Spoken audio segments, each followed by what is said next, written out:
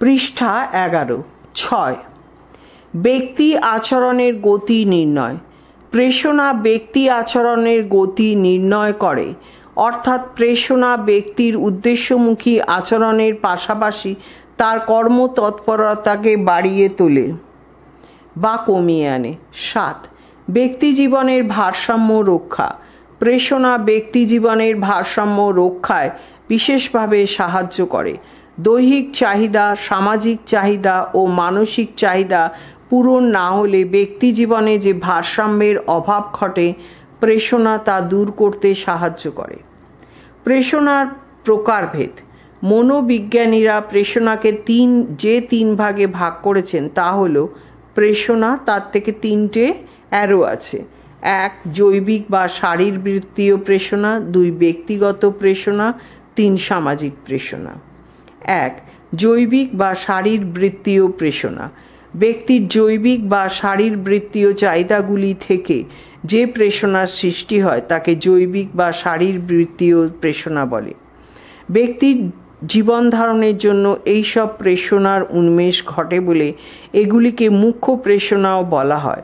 ক্ষুধা, তৃষ্ণা, যৌন প্রেষণা, মাতৃত্ব ইত্যাদি হল জৈবিক প্রেষণার উদাহরণ।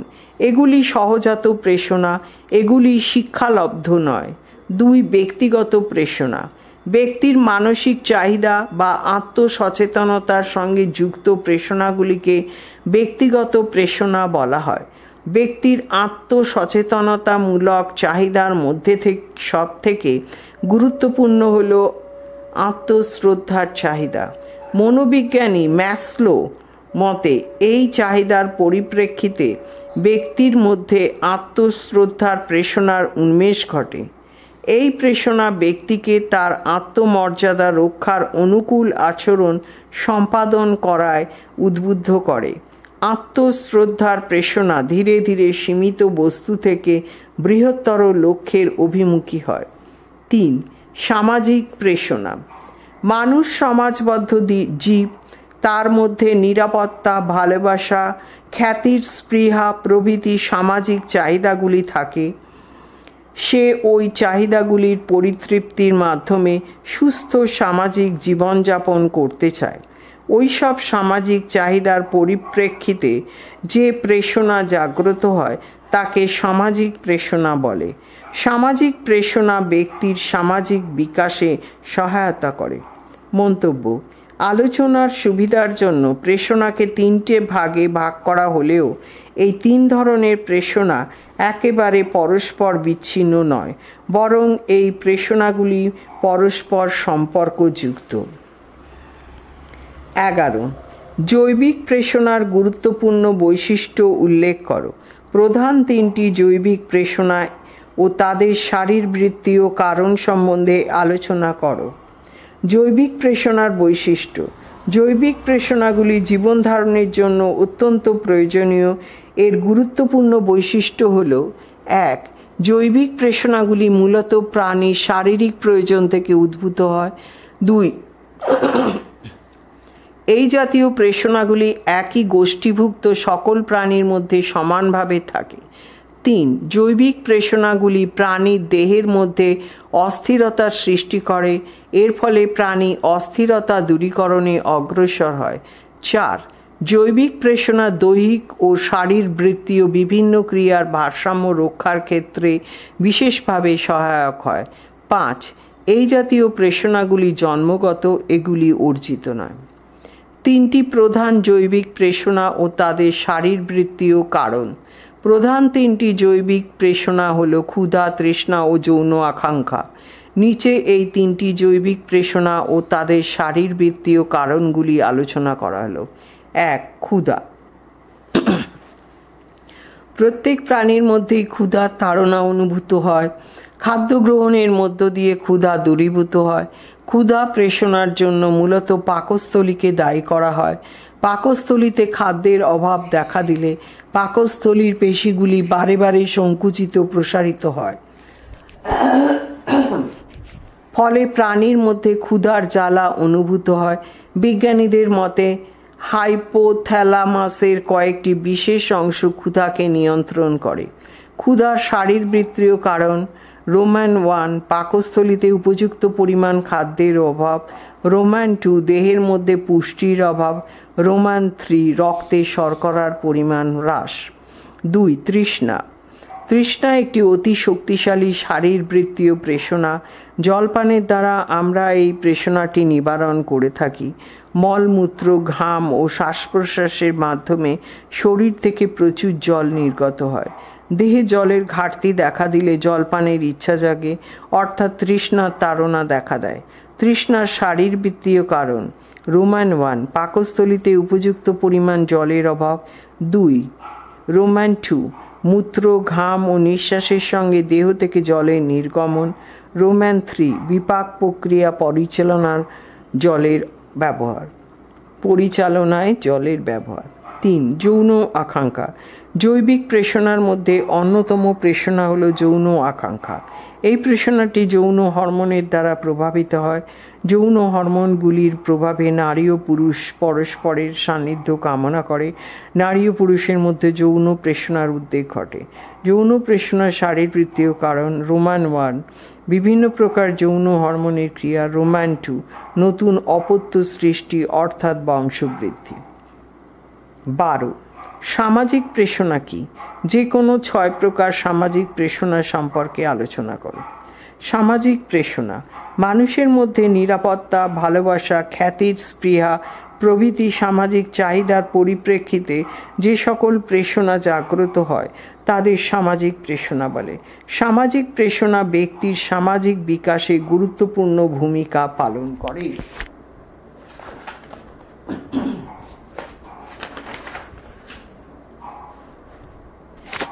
পৃষ্ঠা 12 6 প্রকার সামাজিক প্রেষণার বর্ণনা।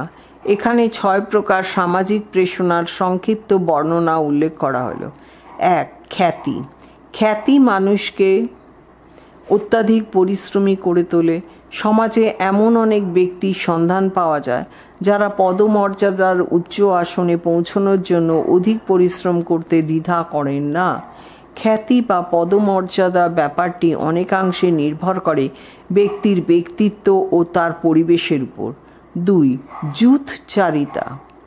যূথচারিতা প্রেষণাটি মানুষ সহ অন্যান্য প্রাণীদের মধ্যেও দেখা যায়। প্রায় সকল প্রাণীরই নিজ নিজ দলের প্রাণীদের সঙ্গে দলবদ্ধভাবে থাকতে চায়। প্রাণীদের এই প্রকার ইচ্ছাকে যূথচারিতা বলে। যূথচারিতা একটি অর্জিত প্রেষণা। প্রত্যেক ব্যক্তি তার পরিবার এবং পরিবেশ থেকে এই প্রেষণাটি অর্জন করে। 3 নিরাপত্তা। নিরাপত্তা বোধ একটি গুরুত্বপূর্ণ সামাজিক প্রেষণা। শিশু তার বাবা মা বা বয়স্কদের কাছ থেকে দৈহিক নিরাপত্তা চায়। নিরাপদ আশ্রয়, খাদ্য, বস্ত্র, জল, বায়ু প্রভৃতি শিশুর দৈহিক নিরাপত্তামূলক প্রেষণা। মানুষ তার সম্পদ রক্ষণাবেক্ষণের জন্য এবং শত্রুর আক্রমণ থেকে রেহাই পাওয়ার জন্য ঘর বাড়ি তৈরি করে বাড়ির চারদিকে প্রাচীর নির্মাণ করে। দৈনন্দিন জীবনেও বিভিন্ন ক্ষেত্রে মানুষ নিরাপত্তার প্রয়োজনীয়তা অনুভব করে। 4 স্বীকৃতি। প্রায় সকল মানুষই তার নিজের সম্পর্কে অন্যান্যদের কাছ থেকে একটি ইতিবাচক প্রতিক্রিয়া আশা করে। শুধু তাই নয়, প্রতিটি মানুষ বিভিন্ন সময়ে বিভিন্ন অবস্থায় তার কর্মের স্বীকৃতি প্রত্যাশা করে। কোনো বিষয়ে স্বীকৃতি পেলে ব্যক্তির মধ্যে সেই বিষয়ে আরও বেশি উৎসাহ ও উদ্দীপনা জেগে ওঠে। 5 সাফল্য। মানুষ কেবলমাত্র খেয়ে পড়ে বেঁচে থাকতে চায় না, সে সমাজে নিজেকে ভালো করে প্রতিষ্ঠা করতে চায়। প্রতিষ্ঠিত হওয়ার এইরূপ ইচ্ছাকে সাফল্য প্রেষণা বা কৃতি প্রেষণা বলে।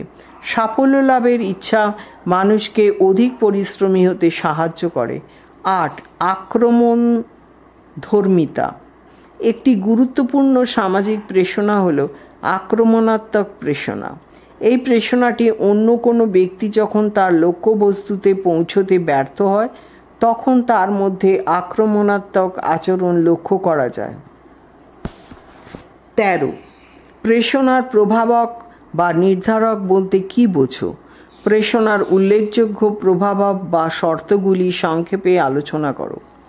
প্রেষণার প্রভাবক বা নির্ধারক: মনোবিদদের মতে কতকগুলি প্রভাবক বা শর্ত ব্যক্তির প্রেষণার গতি নির্ধারণ করে। ওই শর্ত বা প্রভাবগুলিকে প্রেষণার নির্ধারক বলা হয়।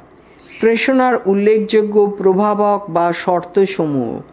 প্রেষণার উল্লেখযোগ্য প্রভাবক বা শর্তগুলি হল অনুরাগ, কৌতূহল, উদ্বেগ, মূল্যবোধ, নিয়ন্ত্রণ কেন্দ্র, অর্জিত অসহায়তা, দক্ষতা সম্বন্ধে আত্মবিশ্বাস, সাফল্য, উদ্দীপনা, জীবনাদর্শ, অভ্যাস, পরিবেশ ইত্যাদি। নিচে এগুলি সম্বন্ধে আলোচনা করা হলো। 1. অনুরাগ। প্রেষণার একটি গুরুত্বপূর্ণ প্রভাবক বা নির্ধারক হল ব্যক্তির অনুরাগ। কোনো রকম চাহিদা পূরণের জন্য চাহিদা তৃপ্তিকারক বিভিন্ন লক্ষ্যবস্তুর মধ্যে যেটির প্রতি ব্যক্তির অনুরাগ বা আগ্রহ আছে সেটি সে নির্বাচন করে। 2. কৌতূহল।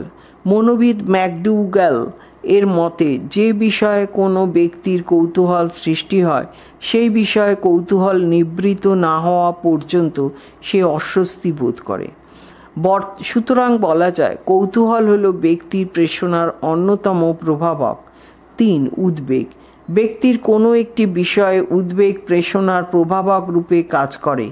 এর ফলে কোনো কাজ সহজ বা কঠিনের মাঝামাঝি হলে প্রেষণা অতিরিক্ত বৃদ্ধি পায়। 4. মূল্যবোধ। কোনো সমাজে বসবাসকারী কোনো ব্যক্তির মনে ওই সমাজে প্রচলিত ধ্যান ধারণা অনুযায়ী ভালো মন্দ, সত্য মিথ্যা, সৎ অসৎ, ন্যায় অন্যায়, উচিত অনুচিত প্রভৃতি বিষয় সম্পর্কে যে বোধ বা ধারণা সৃষ্টি হয় তাকেই ওই ব্যক্তির মূল্যবোধ আখ্যা দেওয়া হয়। ব্যক্তি জীবনে মূল্যবোধ প্রেষণা ক্রিয়ার একটি গুরুত্বপূর্ণ প্রভাবক। 5. নিয়ন্ত্রণ কেন্দ্র। ব্যক্তির প্রেষণা নিয়ন্ত্রণের ক্ষেত্রে মনোবিদ রোটার 2 ধরনের নিয়ন্ত্রণ কেন্দ্রের কথা উল্লেখ করেছেন: বাহ্য নিয়ন্ত্রণ কেন্দ্র এবং নিয়ন্ত্রণ কেন্দ্র। কোনো শিক্ষার্থীর পরীক্ষার ফল খারাপ হলে যদি প্রশ্নপত্র কঠিন হওয়াকে দায়ী করা হয় তবে সেটি বাহ্য নিয়ন্ত্রণ কেন্দ্র। আর যদি শিক্ষার্থী মনে করে সে ভালো প্রস্তুতি নিতে পারেনি বলেই এই ফল, তবে সেটি নিয়ন্ত্রক। 6. অর্জিত অসহায়তা। কোনো ব্যক্তি কোনো কাজে বারে বারে অসফল হলে সেই কাজে প্রেষণা জাগে না। অসফলতার মধ্য দিয়ে ওই ব্যক্তির মধ্যে অসহায়তার সৃষ্টি হয়। 7. দক্ষতা সম্বন্ধে আত্মবিশ্বাস। যেসব ব্যক্তির মধ্যে নিজের প্রতি বিশ্বাস রয়েছে তারা সহজেই যে কোনো কাজে প্রেষণা পায়। অন্যদিকে যারা নিজের প্রতি বিশ্বাস গড়ে তুলতে পারে না তাদের কোনো কাজেই প্রেষণা জাগে না। তাই দক্ষতা সম্বন্ধে আত্মবিশ্বাসকে প্রেষণার একটি গুরুত্বপূর্ণ প্রভাবক বলা হয়। 8. সাফল্য। ব্যক্তি কোনো কাজে সাফল্য লাভ করলে সেই কাজের জন্য তার মধ্যে প্রেষণার সঞ্চার ঘটে। অর্থাৎ সাফল্য প্রত্যক্ষভাবে কোনো ব্যক্তির প্রেষণা প্রতিক্রিয়া নিয়ন্ত্রণ করে। 9. উদ্দীপনা। নানা প্রকার বস্তু বা ঘটনা প্রেষণাকে কার্যকরী করে তোলে। উপযুক্ত লক্ষ্যবস্তু নির্ধারণ ও লক্ষ্যবস্তুর প্রকৃতি ব্যক্তির মধ্যে প্রেষণার উন্মেষ ঘটায়। 10. জীবনাদর্শ। ব্যক্তির জীবনাদর্শ প্রেষণার নির্ধারক হিসেবে কাজ করে। সঠিক জীবনাদর্শ গড়ে উঠলে ব্যক্তি সেই লক্ষ্যে পৌঁছানোর চেষ্টা করে, ফলে তার যে কোনো আচরণ ওই লক্ষ্যমুখী হয়। 11. অভ্যাস। প্রত্যেক ব্যক্তিরই এমন কিছু অভ্যাস থাকে যা তার মধ্যে কোনো বিশেষ কাজ করার জন্য প্রেষণা যোগায়। চাহিদা পূরণ হলে অভ্যাসগুলি স্বতঃস্ফূর্তভাবে যান্ত্রিক নিয়মে কাজ করে, প্রেষণা সৃষ্টিতে সহায়ক হয় না। পৃষ্ঠা 13। 12. পরিবেশ। ব্যক্তির পরিবেশ প্রেষণা সৃষ্টির ক্ষেত্রে গুরুত্বপূর্ণ ভূমিকা পালন করে। বাস্তবে দেখা গেছে ব্যক্তির পারিবারিক ও সামাজিক পরিবেশ উপযুক্ত না হলে যে কোনো কাজে সঠিকভাবে মনোনিবেশ করতে পারে না। ফলে কোনো কাজের ক্ষেত্রেই তার মধ্যে প্রেষণার উন্মেষ ঘটে না। 14. জৈবিক ও সামাজিক প্রেষণার মধ্যে পার্থক্য নিরূপণ করো। জৈবিক ও সামাজিক প্রেষণার পার্থক্য। জৈবিক ও সামাজিক প্রেষণার পার্থক্যগুলি হল, নিচে একটি টেবিল দেওয়া আছে, সেই টেবিলে 3টি কলাম আছে। প্রথম কলাম হচ্ছে পার্থক্যের বিষয়, দ্বিতীয় কলাম হচ্ছে জৈবিক প্রেষণা, তৃতীয় কলাম হচ্ছে সামাজিক প্রেষণা। 1. উৎপত্তি। জৈবিক প্রেষণাগুলি প্রাণীর শারীরিক প্রয়োজন থেকে উৎপন্ন হয়। সামাজিক প্রেষণাগুলি সামাজিক পরিবেশের পরিপ্রেক্ষিতে উদ্ভূত হয়। 2. উদাহরণ: দেহে খাদ্য সরবরাহ ও পানীয় বস্তুর অভাব থাকলে ক্ষুধা ও তৃষ্ণার সৃষ্টি হয়। মানুষের ক্ষেত্রে কৃতি প্রেষণা, স্বীকৃতির প্রেষণা, খ্যাতির স্পৃহা ইত্যাদি সামাজিক পরিস্থিতির প্রেক্ষিতে সৃষ্টি হয়। 3. সম বা অসম প্রকৃতি। এই ধরনের প্রেষণা একই গোষ্ঠীভুক্ত সমস্ত প্রাণীর মধ্যে সমভাবে লক্ষ্য করা যায়। এই জাতীয় প্রেষণা সব মানুষের মধ্যে সমানভাবে সৃষ্টি হয় না। 4. জীবন ধারণের ক্ষেত্রে অপরিহার্যতা। এই জাতীয় প্রেষণা জীবন ধারণের ক্ষেত্রে অপরিহার্য। এই জাতীয় প্রেষণা জীবন ধারণের জন্য অপরিহার্য নয়। 5. জন্মগত কিনা। এই প্রকার প্রেষণাগুলি জন্মগত, এই প্রকার প্রেষণাগুলি জন্মগত নয়। 6. দৈহিক ভারসাম্যে সহায়তা। এই ধরনের প্রেষণাগুলি দেহের শারীরবৃত্তীয় ক্রিয়ার ভারসাম্য রক্ষায় সহায়ক। এই প্রকার প্রেষণাগুলি দেহের শারীরবৃত্তীয় ক্রিয়ার ভারসাম্যের সাথে সম্পর্কযুক্ত নয়। 7. অনুভবের সময়কাল। কিছু কিছু জৈবিক প্রেষণাকে প্রাণী জন্মের সময় থেকে অনুভব করে, আবার কতকগুলি প্রেষণা বয়োবৃদ্ধির সাথে অনুভূত হয়। সামাজিক প্রেষণাগুলিকে প্রাণী বুদ্ধি বিকাশের পর থেকে অনুভব করে। 8. সংখ্যা। এই জাতীয় প্রেষণার সংখ্যা খুবই কম, এই ধরনের প্রেষণার সংখ্যা অনেক। 9. পরিতৃপ্তি। এই জাতীয় প্রেষণার পরিতৃপ্তি তাৎক্ষণিক হওয়া দরকার। এই ধরনের প্রেষণার পরিতৃপ্তি তাৎক্ষণিক না হলেও চলে। 10. বিপাক ক্রিয়ার সাথে সম্পর্ক। বিপাক ক্রিয়ার সাথে এই জাতীয় প্রেষণার সম্পর্ক রয়েছে। বিপাক ক্রিয়ার সাথে এই জাতীয় প্রেষণার কোনো সম্পর্ক নেই। 11. শারীরিক ভিত্তি। এই জাতীয় প্রেষণার শারীরিক ভিত্তি আছে, এই জাতীয় প্রেষণার শারীরিক ভিত্তি নেই। 12. প্রকৃতি। এই জাতীয় প্রেষণাগুলি অত্যন্ত মৌলিক, এদের প্রাথমিক বা মুখ্য প্রেষণা বলা হয়। এই জাতীয় প্রেষণাগুলি মৌলিক নয়, এদের গৌণ প্রেষণা বলা হয়। 15. ম্যাসলো তাঁর প্রেষণা তত্ত্বে ব্যক্তির চাহিদাকে যে পিরামিড আকারে প্রকাশ করেছেন তা চিত্রসহ বর্ণনা করো। ম্যাসলোর চাহিদার ক্রমপর্যায় তত্ত্ব। ম্যাসলো তাঁর প্রেষণা তত্ত্বে ব্যক্তির চাহিদাকে একটি পিরামিড আকারে প্রকাশ করেছেন। সেই পিরামিডের বিভিন্ন স্তরগুলি হল নিম্নরূপ। 1. এই পিরামিডের সর্বাপেক্ষা নিচের স্তরে রয়েছে অস্তিত্ব রক্ষার চাহিদা বা শারীরবৃত্তীয় চাহিদা। শারীরবৃত্তীয় চাহিদার মধ্যে উল্লেখযোগ্য হল খাদ্য, জল, আশ্রয়, ক্ষুধা, তৃষ্ণা, নিদ্রা ইত্যাদি। তার নিচে একটি পিরামিড আকারে ছবি দেওয়া আছে এবং সেখানে চাহিদার কথাগুলি লেখা আছে। 2. পিরামিডের নিচ থেকে দ্বিতীয় স্তরে রয়েছে নিরাপত্তা চাহিদা। এই চাহিদা শারীরিক ও মানসিক উভয় প্রকারের হয়। সুরক্ষা, ভয় থেকে মুক্তি, উদ্বেগহীনতা, অস্তিত্ব ইত্যাদি নিরাপত্তার চাহিদার অন্তর্গত। 3. পিরামিডে তৃতীয় স্তরে রয়েছে অন্তর্ভুক্তির চাহিদা। এই চাহিদার অন্তর্গত বিষয় হল ভালোবাসা, একাত্মতা, সৌহার্দ্য ইত্যাদি। 4. পিরামিডের চতুর্থ স্তরে রয়েছে আত্মশ্রদ্ধার চাহিদা। এই চাহিদাটি ক্রমে সীমিত বস্তু থেকে বৃহত্তর লক্ষ্য অভিমুখী হয়। কৈশোরে এই চাহিদাটি সব থেকে বেশি শক্তিশালী হয়। এই চাহিদাটি ব্যক্তির মধ্যে আত্মনির্ভরতা এবং স্বাধীনভাবে কাজ করার প্রবণতা বৃদ্ধি করে, যা ব্যক্তিকে ভবিষ্যৎকালে সহায়তা করে। 5. পিরামিডের পঞ্চম স্তরে রয়েছে জ্ঞানমূলক চাহিদা। এর অন্তর্গত বিষয় হল বোধগম্যতা, অনুসন্ধান ইত্যাদি।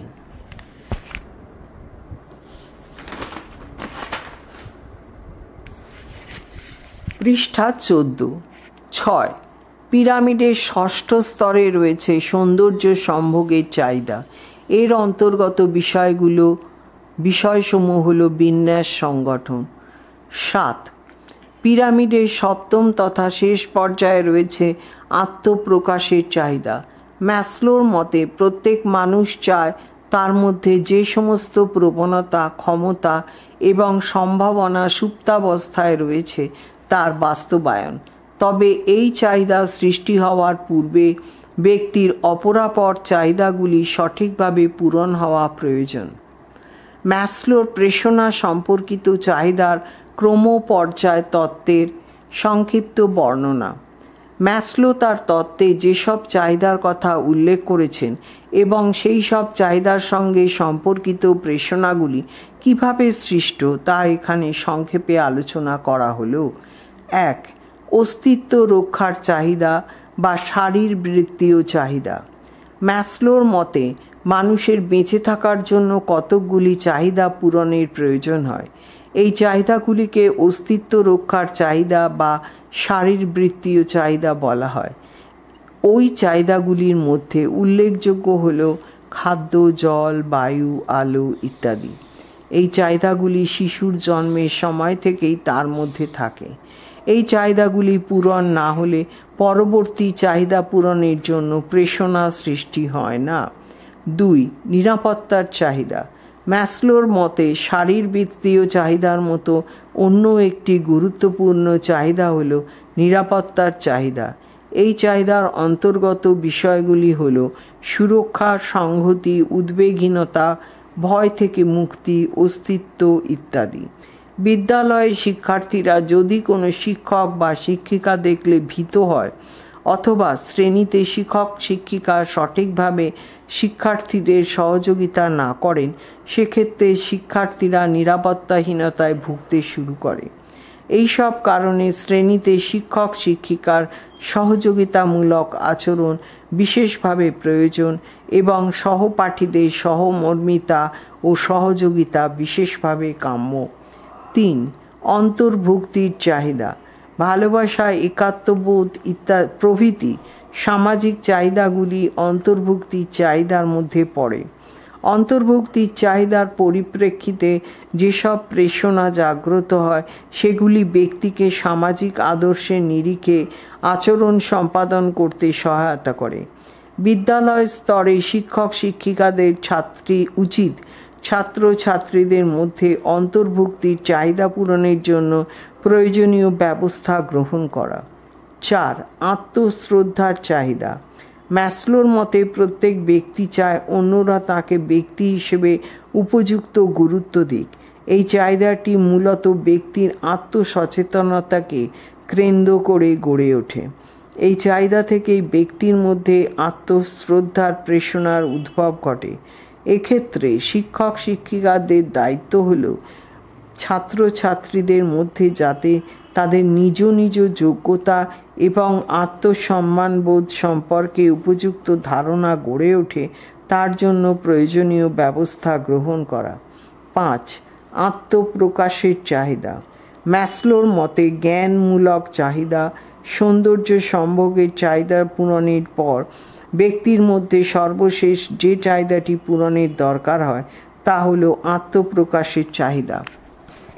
এই চাহিদার সঙ্গে সংশ্লিষ্ট প্রেষণাকে আত্মপ্রকাশের প্রেষণা বলে। এই প্রেষণাটি শিক্ষার দ্বারা প্রভাবিত হয়।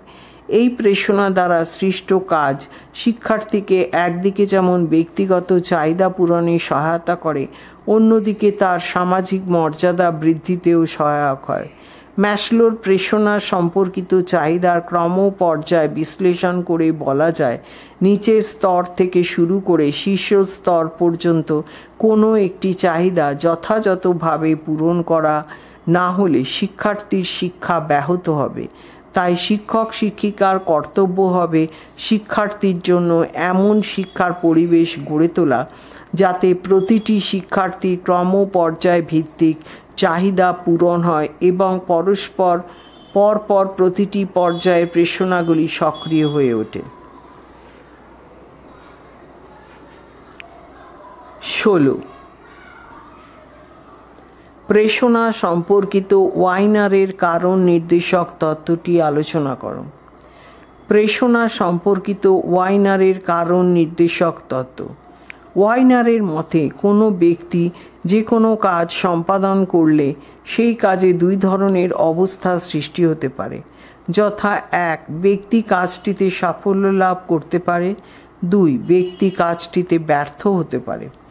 কোনো কাজে সাফল্য লাভ করলে ব্যক্তি পরবর্তী কাজে প্রেরণা লাভ করে, অন্যদিকে কাজে ব্যর্থ হলে পরবর্তী কাজের প্রতি প্রেরণা বা উৎসাহ কমে যায়। এটিই হলো ওয়াইনারের কারণ নির্দেশক তত্ত্বের মূল কথা। ওয়াইনার এই তত্ত্বটি 3টি প্রাথমিক ধারণার উপর ভিত্তি করে স্থির করেছেন। ধারণা 3টি হলো: 1 যেসব আচরণ মানুষের কাছে গুরুত্বপূর্ণ তার কারণ জানতে বেশিরভাগ মানুষ আগ্রহ প্রকাশ করে। 2 ব্যক্তি কোনো কাজে সফল বা বিফল হলে যুক্তি সহকারে ব্যাখ্যা করে সফলতা বা বিফলতার কারণগুলি নির্দিষ্ট করার চেষ্টা করে। 3 ব্যক্তি তার সফলতা বা বিফলতার জন্য যে কারণগুলি চিহ্নিত করে সেই কারণগুলি ব্যক্তির পরবর্তী আচরণের ক্ষেত্রে অনেকখানি প্রভাব বিস্তার করে। ওয়াইনারের মতে ব্যক্তির কোনো কাজে সাফল্য বা ব্যর্থতার পিছনে কারণ হিসেবে 4টি যুক্তির অবতারণা করা হয়। যুক্তিগুলি নিচে আলোচনা করা হলো। 1 ক্ষমতা। ব্যক্তি কোনো কাজে সফল হলে ওই কাজের জন্য নিজেকে সক্ষম বলে মনে করে এবং সফলতা তার আত্মবিশ্বাস জাগ্রত করে, ফলে সে পরবর্তী কাজে আরও বেশি আগ্রহী হয়। ওয়াইনারের মতে বিদ্যালয়ে শিক্ষার্থীরা কোনো বিষয়ে বিফল হলে শিক্ষক শিক্ষিকার উচিত তাদের মধ্যে থেকে ভীতি দূর করে উপযুক্ত নির্দেশনা দানের মাধ্যমে তাদের মধ্যে সাফল্যের মনোভাব জাগিয়ে তোলা। 2 প্রচেষ্টা। ওয়াইনারের মতে কোনো কাজে সফল হওয়ার জন্য একটি গুরুত্বপূর্ণ উপাদান হলো প্রচেষ্টা। কোনো কাজে সফল হওয়ার জন্য কতটা প্রচেষ্টার প্রয়োজন তা প্রাথমিক অবস্থায় ব্যক্তির জানা থাকে না, তবে সফলতার জন্য যে প্রচেষ্টার প্রয়োজন হয় তা প্রত্যেক সফল ব্যক্তি উপলব্ধি করতে পারে। সফলতা ব্যক্তিকে পরবর্তী প্রচেষ্টার প্রেরণা সঞ্চার করে। ওয়াইনারের মতে ব্যক্তির কোনো কাজের জন্য প্রচেষ্টার মূল্যায়ন হয় তার সাফল্য বা ব্যর্থতার মাধ্যমে। তাই বলা যায় সাফল্য বা ব্যর্থতা একটি কারণ হলো প্রচেষ্টা।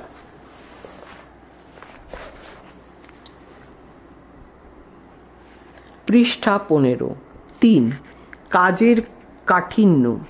ওয়াইনারের মতে কাজের কাঠিন্যর সঙ্গে প্রেরণার একটি সম্পর্ক বর্তমান। কোনো কাজ কঠিন হলে এবং তাতে সাফল্যের সম্ভাবনা কম হলে ওই কাজে ব্যক্তির প্রেরণা হ্রাস পায়। ওয়াইনারের মতে শিক্ষণের ক্ষেত্রে নির্ধারিত পাঠ্যক্রম যদি শিক্ষার্থীর সামর্থ্য অনুযায়ী হয় তাহলে সাফল্যের সম্ভাবনা বৃদ্ধি পায় এবং প্রেরণাও সৃষ্টি হয়। 4 ভাগ্য। ওয়াইনারের মতে ব্যক্তির কোনো কাজের সাফল্য বা ব্যর্থতার ক্ষেত্রে একটি গুরুত্বপূর্ণ বিষয় হলো ভাগ্য। কোনো কাজের ক্ষেত্রে সামর্থ্য এবং প্রচেষ্টা থাকা সত্ত্বেও যদি কোনো ব্যক্তি ব্যর্থ হয় তাহলে সেটি ভাগ্যের জন্যই ঘটেছে বলে ধরা হয়।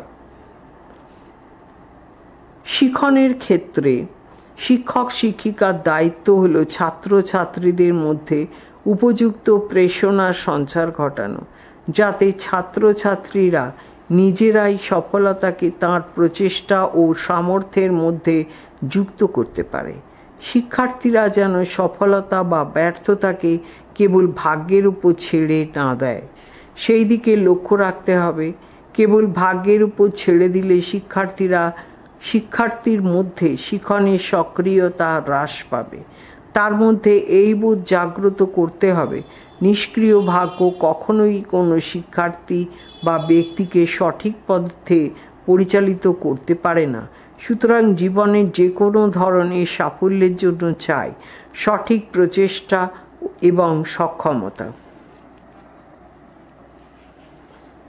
17 মনোবিদগণ কিভাবে প্রেষণাকে ব্যাখ্যা করেছেন। প্রেষণা সম্পর্কিত ম্যাকলেল্যান্ড ও অ্যাটকিন্সের সাফল্য লাভের তত্ত্ব এবং ফ্রয়েডের মনোবিশ্লেষণ তত্ত্ব দুটি লেখো। প্রেষণা সম্পর্কে মনোবিদদের ব্যাখ্যা। 1. চাহিদা ও আচরণ। এই পৃথিবীতে মানুষের চাওয়া পাওয়ার শেষ নেই। একটি চাহিদা পূরণের সাথে সাথে আরেকটি নতুন চাহিদার উন্মেষ ঘটে। এই চাহিদা পূরণের জন্য মানুষ বিভিন্ন ধরনের আচরণ করে থাকে। 2. আচরণ ও অভাববোধ। মানুষের প্রত্যেকটি আচরণের পিছনে কোনো না কোনো অভাববোধ থাকে। 3.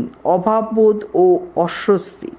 প্রকৃতপক্ষে মানুষ যখন কোনো কিছুর অভাব অনুভব করে তখন তার মধ্যে এক ধরনের অস্বস্তির সৃষ্টি হয়। এই অস্বস্তি দূর করার জন্যই মানুষ কাজ করে। 4. অভাববোধ ও আকাঙ্ক্ষা। মানুষের প্রতিটি কাজের বা আচরণের পিছনে থাকে দুটি বিষয়। একটি হলো অভাববোধ এবং অন্যটি হলো লক্ষ্য পূরণের আকাঙ্ক্ষা। 5. প্রেষণা। চাহিদা পূরণের চেষ্টা, অর্থাৎ কাজ বা আচরণ কোনো অভাববোধের দ্বারা নিয়ন্ত্রিত এবং কোনো উদ্দেশ্য সাধনের দিকে পরিচালিত হয়। মনোবিদগণ তাকে প্রেষণা